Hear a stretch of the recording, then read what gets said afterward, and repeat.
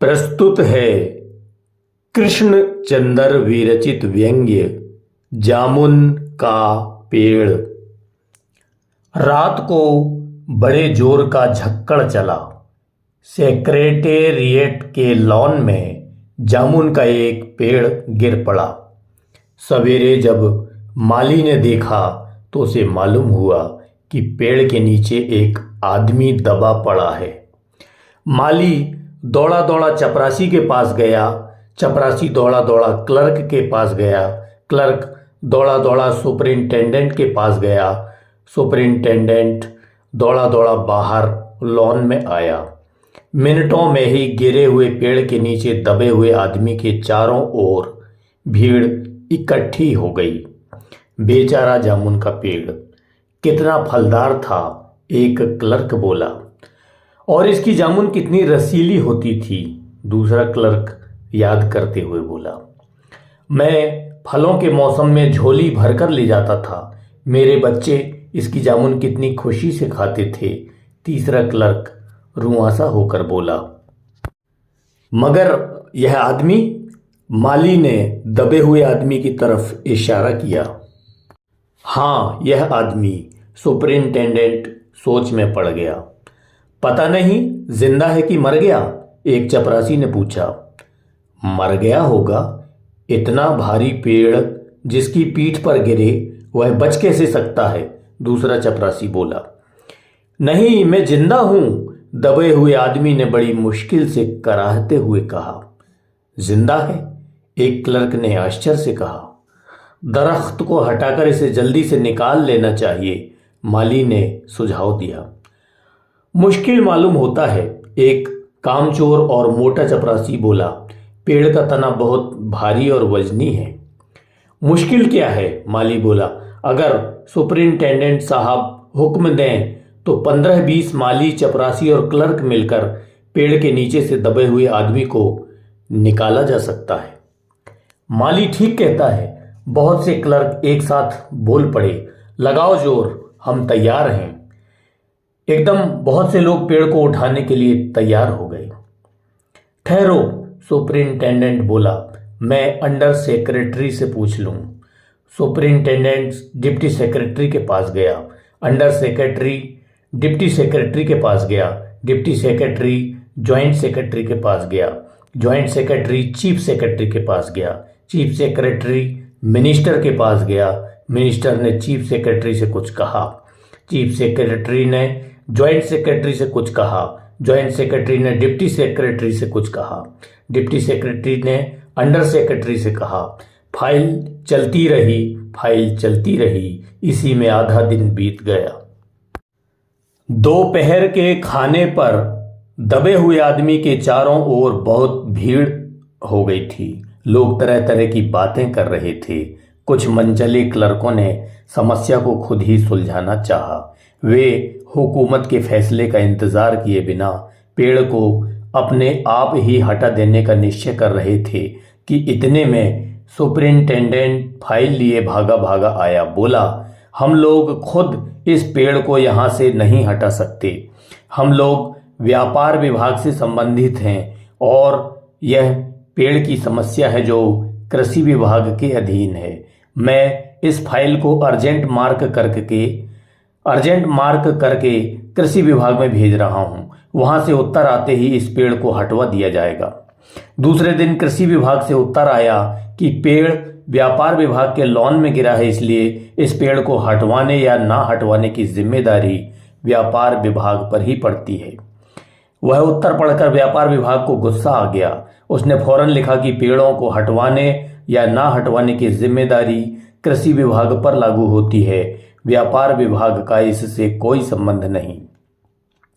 दूसरे दिन भी फाइल चलती रही। शाम को जवाब आया, हम मामले को हॉर्टिकल्चर डिपार्टमेंट के हवाले कर रहे हैं क्योंकि यह एक फलदार पेड़ का मामला है और एग्रीकल्चरल डिपार्टमेंट केवल अनाज और खेतीबाड़ी के मामलों में फैसला करने का हकदार है। जामुन का पेड़ एक फलदार पेड़ है, इसलिए यह पेड़ हॉर्टिकल्चर अर्थात बागवानी डिपार्टमेंट के अंतर्गत आता है। रात को माली ने दबे हुए आदमी को दाल भात खिलाया। यद्यपि लॉन के चारों तरफ पुलिस का पहरा था, कहीं लोग कानून को अपने हाथ में लेकर पेड़ को खुद से हटवाने की कोशिश न करें।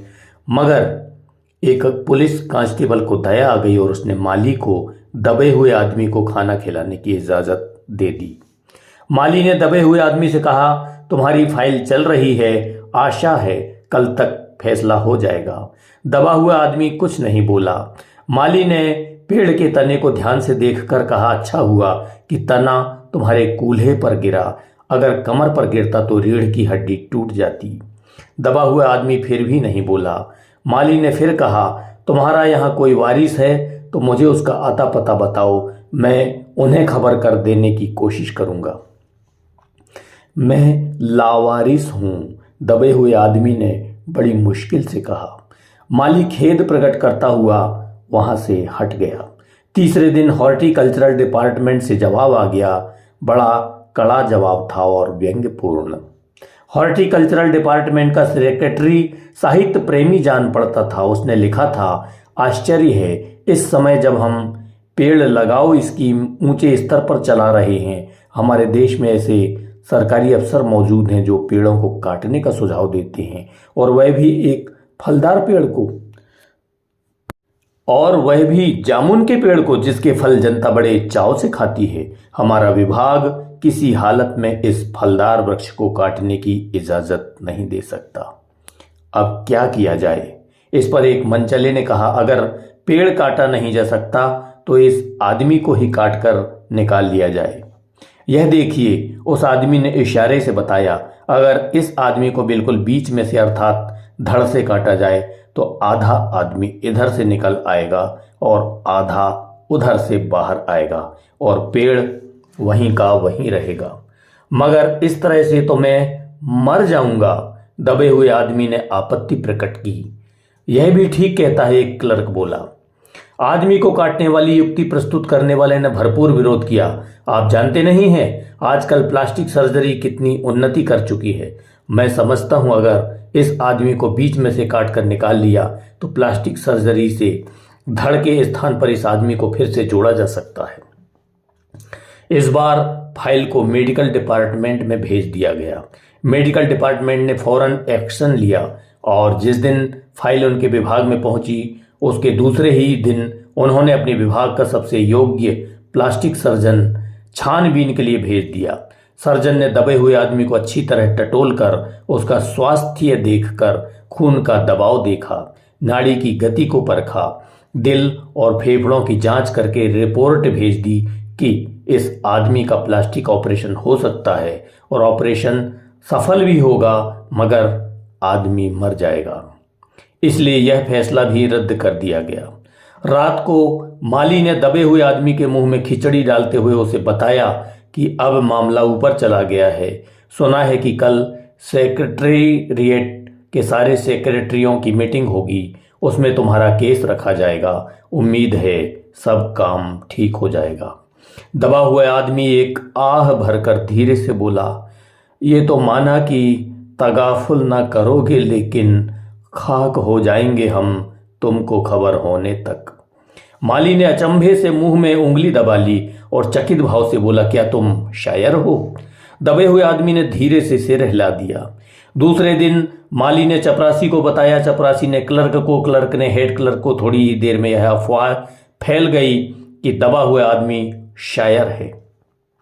बस फिर क्या था, लोगों का झुंड शायर को देखने के लिए उमड़ पड़ा। इसकी चर्चा शहर में भी फैल गई और शाम तक गली गली से शायर जमा होने शुरू हो गए। सेक्रेटेरिएट का लॉन भांति भांति के शायरों से भर गया और दबे हुए आदमी के चारों ओर मुशायरे का सा वातावरण उत्पन्न हो गया। सेक्रेटेरिएट के कई क्लर्क और अंडर सेक्रेटरी तक जिन्हें साहित्य और कविता से लगाव था रुक गए। कुछ शायर दबे हुए आदमी को अपनी गजलें और नज़में सुनाने लगे। कई क्लर्क उसको अपनी गजलों को दुरुस्त करने पर मजबूर करने लगे।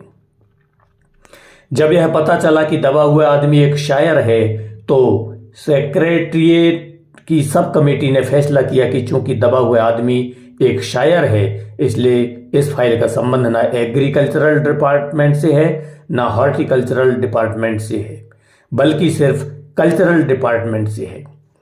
कल्चरल डिपार्टमेंट से अनुरोध किया गया कि जल्द से जल्द मामले का फैसला करके अभागे शायर को इस फलदार पेड़ से छुटकारा दिलाया जाए। फाइल कल्चरल डिपार्टमेंट के अनेक विभागों से गुजरती हुई साहित्य अकादमी के सेक्रेटरी के पास पहुंची। बेचारा सेक्रेटरी उसी समय अपनी गाड़ी में सवार होकर सेक्रेटेरिएट पहुंचा और दबे हुए आदमी से इंटरव्यू लेने लगा। तुम शायर हो? उसने पूछा। जी हाँ, दबे हुए आदमी ने जवाब दिया। क्या उपनाम रखते हो? ओस। ओस? सेक्रेटरी जोर से चीखा। क्या तुम वही ओस हो जिसका कविता संग्रह ओस के फूल अभी हाल ही में प्रकाशित हुआ है?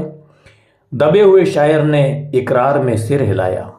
क्या तुम हमारी अकादमी के मेंबर हो? सेक्रेटरी ने पूछा। नहीं। आश्चर्य है, सेक्रेटरी जोर से चीखा। इतना बड़ा शायर, ओस के फूल का लेखक, और हमारी अकादमी का मेंबर नहीं है? उफ, कैसी भूल हो गई हमसे। कितना बड़ा शायर और कैसी अंधेरी गुमनामी में दबा पड़ा है। गुमनामी में नहीं, एक दरख्त के नीचे दबा पड़ा हूं। कृपया मुझे इस पेड़ के नीचे से निकालिए। अभी बंदोबस्त करता हूं, सेक्रेटरी फौरन बोला और फौरन उसने अपने विभाग में रिपोर्ट की। दूसरे दिन सेक्रेटरी भागा भागा शायर के पास आया और बोला, मुबारक हो, मिठाई खिलाओ, हमारी सरकारी साहित्य अकादमी ने तुम्हें अपनी केंद्रीय शाखा का मेंबर चुन लिया है। यह लो चुनाव पत्र। मगर मुझे इस पेड़ के नीचे से तो निकालो, दबे हुए आदमी ने कराह कर कहा। उसकी सांस बड़ी मुश्किल से चल रही थी और उसकी आंखों से मालूम होता था कि वह घोर पीड़ा और यातना में पड़ा है। यह हम नहीं कर सकते, सेक्रेटरी ने कहा, और जो हम कर सकते थे वह हमने कर दिया है। बल्कि हम यहां तक तो कर सकते थे कि अगर तुम मर जाओ तो तुम्हारी बीवी को वजीफा दे सकते हैं। अगर तुम दरख्वास्त दो तो हम वह भी कर सकते हैं। मैं अभी जीवित हूं, शायद रुक रुक कर बोला, मुझे जिंदा रखो। मुसीबत यह है, सरकारी साहित्य अकादमी का सेक्रेटरी हाथ मलते हुए बोला, हमारा विभाग सिर्फ कल्चर से संबंधित है। पेड़ काटने का मामला कलमदाबाद से नहीं, आरी कुल्हाड़ी से संबंधित है। उसके लिए हमने फॉरेस्ट डिपार्टमेंट को लिख दिया है और अर्जेंट लिखा है। शाम को माली ने आकर दबे हुए आदमी को बताया, कल फॉरेस्ट डिपार्टमेंट के आदमी आकर इस पेड़ को काट देंगे और तुम्हारी जान बच जाएगी। माली बहुत खुश था। दबे हुए आदमी का स्वास्थ्य जवाब दे रहा था, मगर वह किसी न किसी तरह अपने जीवन के लिए लड़े जा रहा था।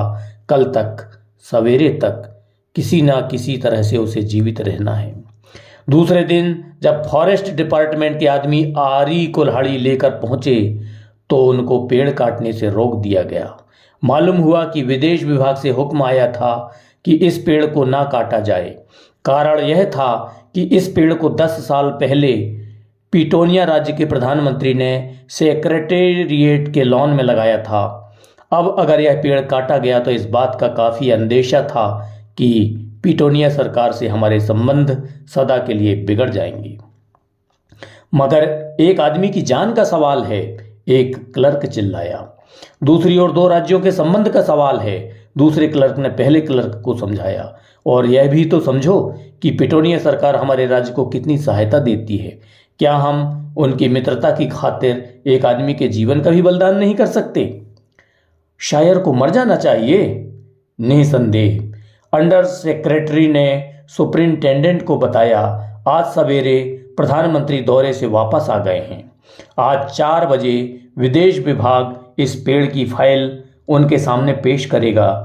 जो वे फैसला देंगे वही सबको स्वीकार होगा।